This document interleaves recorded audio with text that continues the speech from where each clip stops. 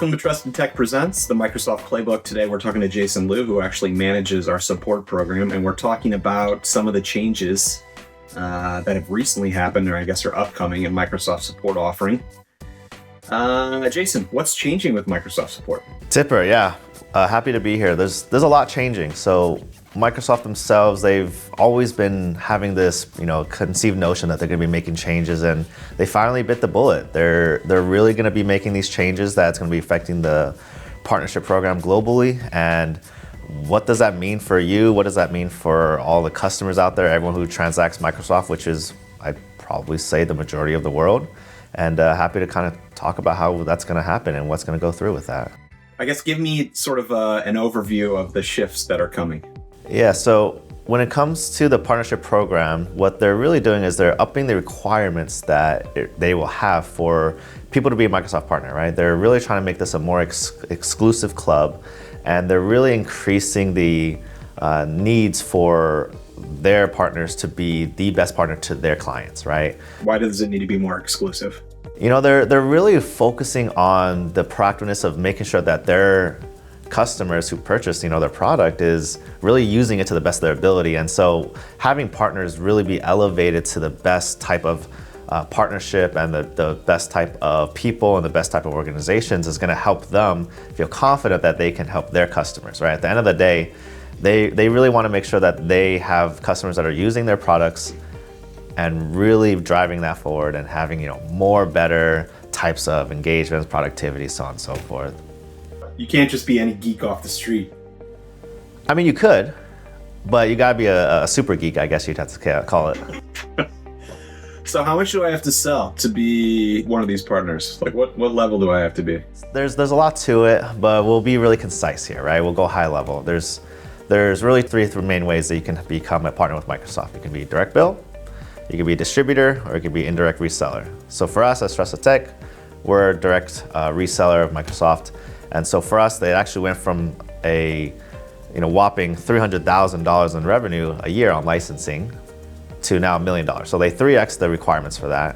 And now distributors also have to make sure that in every single authorized region that they have to be transacting $30 million plus a year. So they've really increased the stakes here to make sure that the people that they have working with their companies really be elevated to the standard that they're looking for. And there's a lot of tight reasons for this. And the main aspect here is just understanding that when you work with a partner now, if you're an end client and customer, you can expect that your partner is going to be hitting different standards that Microsoft is beholding them to. So why would they do this? Why the large increase? Why go from 300K to $1 million? And what's the impact going to be on the market? I think a big aspect here is they really want to give the partner ecosystem more space for them to have their clients again be transacting through them, because they can give more attention, more care, and ultimately just give a better overall experience than Microsoft, maybe historically have, right? And Microsoft has gone through a lot of evolutions throughout the years, but really the main change that is going to happen here is not just the transacting licensing, but ultimately the idea and the experience of how are we making sure that, number one, they're being supported, and number two, how partners helping organizations move the needle with Microsoft products. So really what they're going to be having is better predictability on costs when it comes to at least support, and a lot more higher quality type of cases when it comes to that, and just ultimately having better ideas of partners who can deliver outcomes that organizations are looking for. Got it. So I would think this means, like, for the partners, and we're probably talked enough about the partners, but I would think it probably winnows some people out. What does it mean for the end user? What does it mean for the customers? It means a lot, right? It means that Microsoft themselves will give more benefits to partners to make their customers experience not just more happy, more pleasant, but ultimately actually drive more value, right? And so in terms of like a day-to-day, you want to make sure that these partners that you're working with and the experience you're going to have is going to be related to having a better overall support and services experience, right? And I say services and support because that's a main aspect here with the partner. Again, they're really driving people into the partner ecosystem because they know that these partners can have better experiences with you, because it's like when you have a more intimate white glove experience, right? They want to make sure you have that. And so the day-to-day is going to change in the sense of better case management, again, better case qualities, overall just better experience, because you will have that white glove experience with your partner moving forward, if you haven't already actually. And the ones that probably didn't make the cut, because again, with these requirements going up, there are more partners that are going to be exiting the partner system. You can expect that all the different partners are now going to shape up due to Microsoft's changes. Okay, so Microsoft is pushing out some of the small fish partners. The overall goal is to provide better overall service experience for the end user through sort of an elite level of partner. As it comes to support more specifically, how does that impact issue resolution when dealing with a sort of more elite level partner? So really now that's going to incentivize partners to resolve things in-house. And that's another aspect here that I don't think many people talk about, which is prior partners can essentially escalate anything and everything they wanted to Microsoft, right? Like they can go and ask dad for their credit card, right? And here's the thing, dad is finally taking back the credit card and saying, listen, when you actually need it, you can come get it. And maybe it's not the best way to describe this example, but that's exactly what's happening. I think it's very typical. I'm sure lots of people's dads just gave them a credit card and gave them free reign. I don't know how you were raised, Jason, but that's not how it went down in St. Louis. I think when I was 5 years old, I got a credit card, maybe. I don't know. My memory doesn't go that far back. Something about splitting down the road or something like that. So no longer can you just escalate anything to Microsoft and good to go. And why is that? Is there sort of added cost associated now with escalations? There is. So really for escalations, there is an added cost to every single time you have to go to Microsoft. Prior, it was not the case. There was uncapped type of escalations to Microsoft. Again, their model was, if there's something wrong with our product, we're going to help fix it, right? And I don't think that's a bad take. Now, what's happened before, and which is why they're changing, is that happened too often. It was not something that was, necessarily something wrong with the product that Microsoft was releasing. Maybe it was more of a sense of, something didn't exactly work the way someone wanted to, so they just escalated to their partner, and their partner just escalated straight to Microsoft, right? And so Microsoft is really making sure that pass-through doesn't happen anymore, and so that partners are incentivized to make sure that they try to resolve in-house. And so that's why when you're looking for partners, if your partner had to move to a different type of partnership, or if you have to move to a different type of reseller, those are some of the things they should be looking for, which is how well does that partner or reseller have for their in-house resolution? Because the less times you have to go to Microsoft, odds are the better experience you're going to have.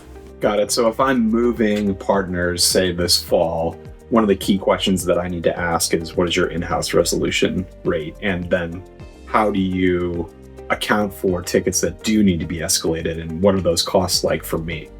Exactly. Those are just the beginning questions. You really do want to start to explore not just those questions, but also, what are their, SLAs, their service level agreements? What type of proactive services engagements do they offer? Because, as we all know, support is nice. It's there because you need it, right? It's like insurance. You're just hoping you never need it to use it, but it is there for when you do.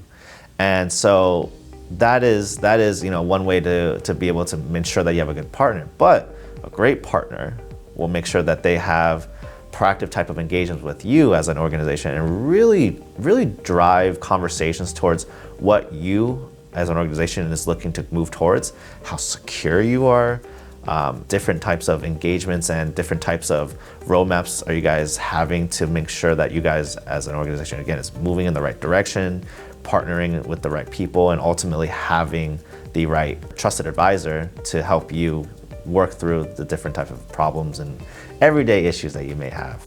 One more question about escalation. So again, say I am an end user and I'm trying to make a determination about going with a new partner. I've asked the question and figured out what in-house resolution looks like. I know the SLAs associated with my agreement. What about if a ticket does need to get escalated? What are the different paths of escalation that are available to partners? Great question. So for partners, there's really two ways that they can escalate up based off of contracts with Microsoft, right? One is what you call the ASFP, one is called PSFP, right? And we'll just keep with these acronyms that make it very simple. All you need to understand, as a end user and customer of Microsoft is when a partner is procuring a PSFP contract, that means that they have the highest level of contract. You might even be familiar with it. It's called Premier Support, right? This actually used to even be able to be procured directly as an end customer. But again, Microsoft really is driving conversations forward towards partners. And so with these contracts, the escalation path, what that's going to look like is you go through your partner is going to try to resolve it in-house. If they can't, the odds are it's going to be something along the lines with Microsoft having an outage, a bug, a product issue, the sorts and likes, and then they can escalate to Microsoft. And so with that escalation path, they get the best type of resources, they get the best SLAs, and they also just get better case resolution and case quality. And also, one thing when you're looking at that too is how is your partner engaging, right? Like, do they leave once the ticket goes to Microsoft? Are they helping you triage it, right? And so those are the type of questions as well as you're talking through it and understanding the escalation process too. And the main aspect between ASFP and PSFP is ASFP, they can only get a set limit of cases. They can't purchase more from Microsoft. PSFP, they can purchase as many as they need to. Got it. What other red flags do I need to be aware of in the process? Anything else that I should keep in mind? Anyone that says they can resolve everything in-house. That's if you make it as simple as possible, right? Really when it comes to it, like again, this is all the reactive side of things. And so really these customers, these partners, these CSPs, MSPs, whoever is distributing, whoever you're working with, you just want to make sure that they have the right people in place, they have the skill set in place, and ultimately have the right financial aspect to back what you're looking for as well. Okay, so pretty broad, significant changes for the partner network. How are those changes impacting TrustedTech more specifically? Yeah, so lots of seismic changes here. Really for us as a company, we are looking to make sure that we're listening to our customers. And so we've done that. We analyzed the market. We analyzed really what the gap is when our customers are speaking with us. And what we would come to find out was the way that support was being analyzed and offered to organizations. And so really one of the main things that really comes across the industry and market is you either do a percentage of spend, you either do a bucket of hours, and nobody really took a look of understanding what it looks like from a true consumption basis. And so when we actually really took a look at better and uncovered the hood, we found that having reactive support be on a ticket basis, right? Whether your ticket takes 1 hour, whether it takes 20 hours, we found that that experience is a much better holistic type of journey for our client because they don't have to worry about like a meter, right? Of just keep it running down or worrying about if it's a percentage of the spend. Companies who have a really good support team in-house, as an organization, if they're being charged a percentage of their spend and being penalized for being really good at what they do, it didn't really make sense to them, right? And so that's how we came to the conclusion of making sure that for reactive support, we are doing it a ticket-based consumption. So if you opened 10 tickets last year, we're gonna analyze with you and say, you might have an increase there. So we're gonna be able to provide you, 10 or 15 cases for this next year. And really that's just the aspect of reactive. Really what we're focusing on, where we're trying to charge forward with is how can we help you in a proactive standpoint? Our proactive services stem and range from having consulting sessions with our SMEs. You can have a dedicated engineer as well that's going to be understanding your environment and really think of it as like an extension of your team. We have professional services, which is white glove to help deliver to any types of projects or implementations you may have. And overall, just all the different type of resources we have help internally, whether it's operations, whether it's administration, whether it is the actual support delivery itself. And all these things help us kind of deliver the more holistic experience that TrustedTech was able to really delineate from after actually listening to our customers. Because at the end of the day, Tipper, really what we're looking for here is how can we make and become a trusted advisor for our companies, the people that we work with. That's really what we care about. So last question for you. So say you're a futurist, you're a prognosticator, you're looking forward. What do you think all of these changes, how do you think they're going to impact the market from a support perspective in the next 3 to 5 years? Give me your crystal ball take approach. My crystal ball has a few smudges on it, but I'll take my best shot here, right? But, really I think, and it's not an exaggeration when I say this, right? But even, at Thanksgiving this year, when you go through, grandma's going to be talking about AI. And so AI is going to be is a huge talking point when it comes to how we're going to have better support, how we're going to have better services, and overall, just better engagement with the people that transact, at least with Microsoft, and everything that has to do with the company, actually. How can we just become more productive, more efficient, at the same time, though, keeping the human element? And so, in my crystal ball, my prediction, my speculation, whatever you want to call it, there's going to be a huge push on AI, making it so that reactive tickets that maybe you were thinking about opening, you don't even have to open, right? Like, you're going to be able to talk to an AI that you can work through and figure out and type in whatever the problem was, and they're going to give you resolution. And if it happens to have to go to Microsoft, guess what? You've now gone through the triage of understanding what the problem is, and now you just need Microsoft to fix, if it is their problem, what was broken, right? And so I think AI is going to be a huge, huge piece of how the experience will look moving forward. And one thing to just, maybe be a little bit cognizant of is what happens when you rely on AI too much, right? And so there's got to be a balance of a human nature of knowing that you're working with an actual expert that's done this for decades, combining it with the speed and the productivity of AI. And so I think that's going to be a huge balance that we're going to have to see shift over the next 3 to 5 years. I was really hoping I was going to be able to make it through one single business conversation without talking about AI. You dropped the ball. You dropped the crystal ball. It didn't break, so I think we're okay. All right. Well, thank you very much for your time, Jason. Much appreciated. Enjoyed getting your takes on what's going to happen with sort of the support delivery from the partner network this fall, as well as what's coming down the road. Thanks for your time, man. Thanks, Tipper. Super happy to be here.